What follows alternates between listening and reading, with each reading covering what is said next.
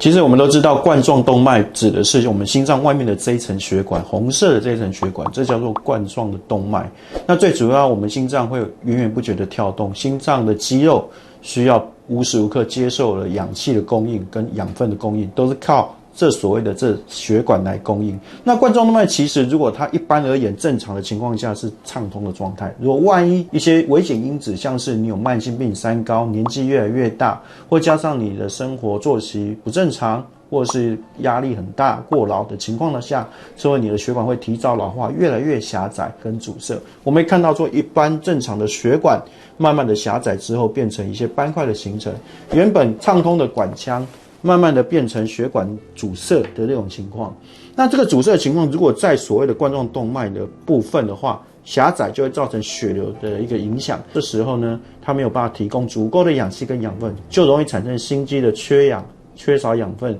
而产生缺血性心脏病，而甚至导致所谓的心肌梗塞的现象出现。所以，万一有血管的疾病出现的话，就可能要加以治疗。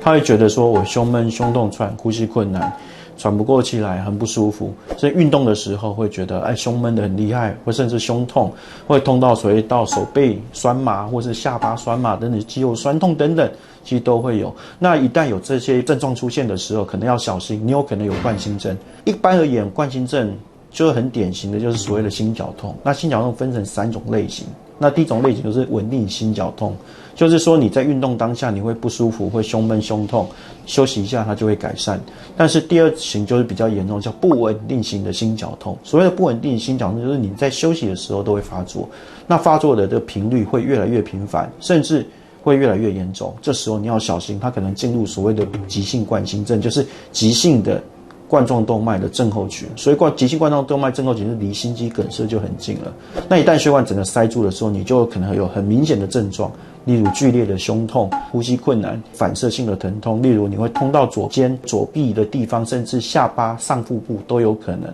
那甚至合并其他的症状，像是冒冷汗的现象啊，或者是呼吸困难等等，心悸、头晕，甚至晕厥等等，都有可能会发生。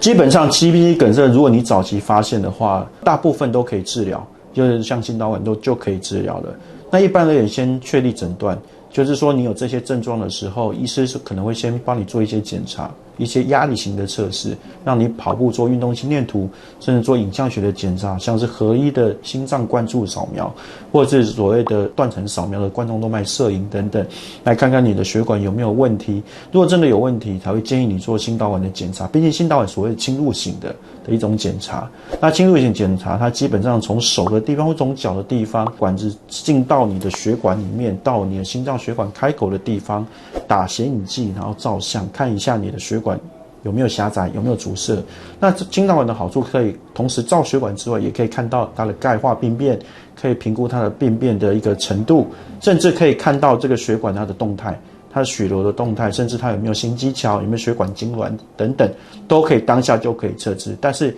断层扫描是没有办法的，断层扫描只能看到它的血管有没有畅通。那另外心导管的检查，另外一个很重要的目的，除了检查外，它还有治疗的一个效果，那就是它可以兼具检查跟治疗的一个工具。所以心导管一旦照完之后，需要治疗可以接下去马上的治疗，例如放支架、气球扩张等等。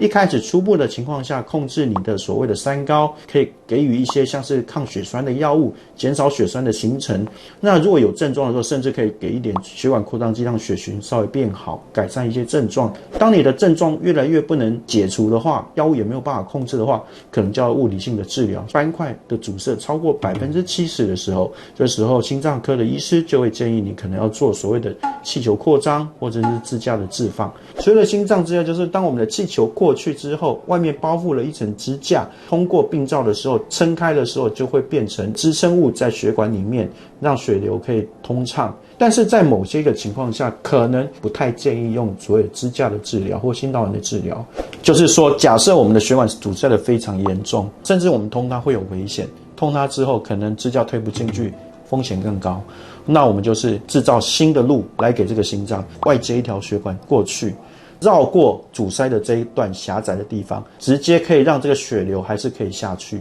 只是它绕一条路下去，这个叫绕道手术。台湾叫做冠状动脉绕道手术，大陆叫做搭桥手术，就搭一座桥过去。那通常绕道手术就是一种所谓传统的心脏的手术，所以传统的心脏手术就是需要开心的手术。那绕道手术有分，如果你要接的是3条血管都要接，或者是我们现在有 mini CABG， 就是微创型的绕道手术。如果你2条血管没有问题，只有1条血管需要做绕道的话，可能有些外科医师他可以帮你做微创型的绕道手术，就是只接1条血管，伤口不用开那么大，然后也可能也不需要让心脏停止跳动来接血管。那另外的，如果是传统的绕道手术的话，它可能一次就会接3条血管。那接3条血管的话，它可能会使用的第一个就是会用内乳动脉，就是胸腔里面的动脉，把胸腔动脉游离出来接到你的冠状动脉。好，这是一种方式。另外一种方式，从脚的地方取一条大隐静脉，那条静脉是功能不高，所以它可以拿来当做我自己的另外一条血管，新的血管来使用。所以它的另外一个大隐静脉可能会接主动脉到所谓的回旋支或者是右冠状动脉，然后完成3条血管的衔接，这就叫绕道手术。刚提到的那个内乳的动脉跟从脚这边取的静脉，你会怎么选择要怎么取？这其实基本上不是病患来选择，这是由医师来选择。医师认为哪一种术是对你会比较有帮助，比较适合你。那如果是从内乳动脉取的话，基本上要内乳动脉它的条件够好，它的灌注够，它的血管够大条，才有办法去接。如果你血管不够大条，它可能最后还是会选择大隐静脉来接。当然有一些外科医师认为说，有文献也认为说，取动脉会比较好，的确动脉会比较好一点，但是有些人动脉天生就不太适合。所以其实要看你的身体的状况，跟你的心脏状况，跟你的静脉合不合适来做这个手术。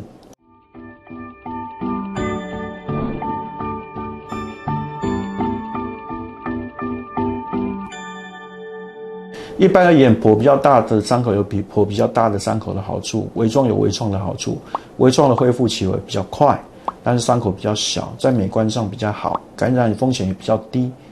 但是微创的话，手术的视野会比较小，比较看不清楚。那如果是传统手术，医生会比较简单，比较方便。万一假设有紧急状况，因为毕竟是心脏手术，万一心脏有什么问题，要马上急救，马上处理。传统手术救回来几率会比较高一点，它的风险会比较小一点，所以各有各的好，跟各有各的不好。开胸的手术我们都知道，心脏这个深层的器官，胸骨的后方、肺的后方，所以如果要开胸的话，开心脏手术一定是要锯胸骨，通常伤口是非常长的，因为把胸口锯开，牵引器拉开之后，看到肺再拨开，再看到心脏。那看到心脏之后呢，如果你要做施作，有停跳跟不停跳的，不停跳比较困难，是心脏还在跳动的时候，你就直接在上面做手术。那停跳的部分都要接体外循环，跟叶克膜有点不太一样，这是叫体外循环机，叫体循机。那来取代你的心肺功能，让你的心脏可以停止跳动的情况下，可以做手术。做完手术之后，再把心跳恢复跳动，这样就可以了。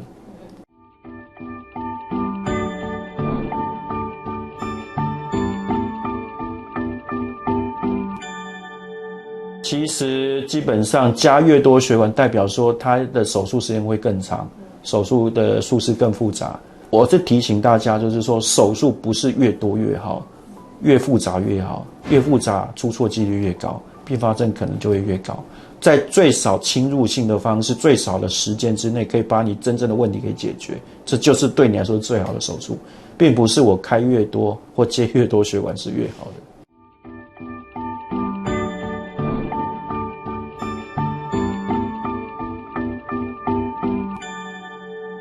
基本上搭桥手术或是绕道手术完之后呢，最主要因为它的伤口很大，它的伤口复原相对比较慢，伤口的照顾就很重要。那不要感染，因为毕竟它是一个大手术，感染的话有可能产生败血症，就影响到伤口的愈合之外，有可能影响到你的健康肾据，好，那另外的话可能要做一些复健，好，心肺的复健，例如你的呼吸，因为毕竟你把胸腔打开，有些呼吸可能会受到影响，你可能要配合这个复健师做一个呼吸的训练。然后另外的话，心脏的复健也很重要，好，因为你搭完桥之后，做完绕道之后，你的心脏功能可能要处于恢复的一个时期，这时候你要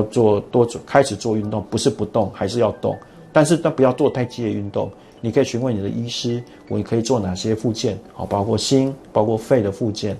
这个其实都是术后很重要的。然后另外一个就是术后的营养补充，我们都知道伤口恢复愈合要抵抗力，需要蛋白质，需要能量，所以你还是要吃。因为有些人开完刀之后身体不舒服，他就不吃，不吃的话会影响到你的复原，所以还是要尽量还是要吃，而且要聪明吃，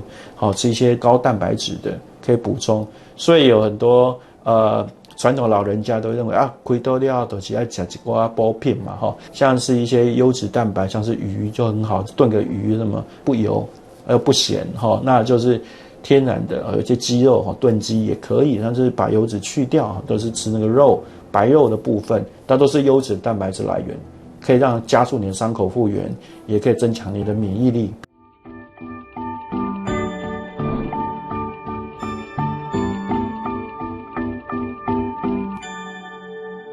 我们常常跟病人讲说，我们现在的医疗技术，其实生活在台湾都非常幸福，我们的外科医师都非常的厉害。因为我是心脏科医师，我虽然不是外科医师，可是我们常常跟外科医师交手过，我们也把很多病人转给他们，他们基本上的技术都很厉害，甚至我觉得都可以凌驾别的国家以上。所以其实开刀手术已经是非常纯熟的，就是开心或是绕道手术。因为不会只有发展10年甚至好几十年的时间，开完刀的病人应该全世界有破100万以上，所以这么成熟的一个技术，其实大家对技术不用过度的担心。那另外的话，大家会担心就是说，因为开刀毕竟又这么大的手术，是一个心理上的负担，大家会觉得会不会开下去就醒不过来，这样子大家会担心。其实如果你不去治疗它，那可能风险会更高。如果真的需要开刀，真的会立即影响生命的，真的还是要勇敢去面对，因为毕竟你为了活下去，你应该要更积极一点，付出一点代价，可能术后一些不舒服、疼痛的代价，那可能是需要的。但是技术上，我觉得现在的外科医师的技术都非常的好，所以应该要放心信任医师，然后把你自己放心的交给医师。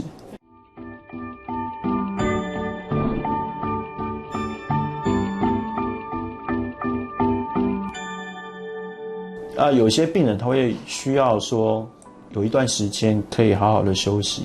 不是说你马上就是生龙活虎，心脏就换一颗新的一样，不太可能。医师没有那么厉害，可以点石成金，可以马上一变你就完全健康。我们医师做的就是我们尽我们的专业，尽我们的能力去把你的心脏做一个修补的动作，但是心脏要恢复可能需要一点时间。但我们都感冒也要休息1个月2个礼拜才会好，何况心脏这么大的手术，你没有给他几个月的时间怎么会好？我都抓半年到1年的时间了。那心导管大概比较快，大概1个月左右，那心肌梗塞也大概1到2个月左右。好，有的人开完刀之后觉得就不关自己的事情一样，觉得反正我应该会好，自己不做努力，自己还是要努力的。医师能帮你是只有一个部分而已，你很多都是要靠你自己帮助你自己。所以你要让你自己第一个要求生意志第二个就是要努力。有一些刚开完刀，像很多的手术一样，伤口痛不敢动，或者是有些骨科的刀不敢走，应该他要让你走，你又更不敢走，那他恢复会更慢，会更差。所以如果你积极的复健，积极的努力的听从医师的吩咐，去努力的去做到医师要你做到的这些活动运动，你能做得到的话，那你恢复会更理想。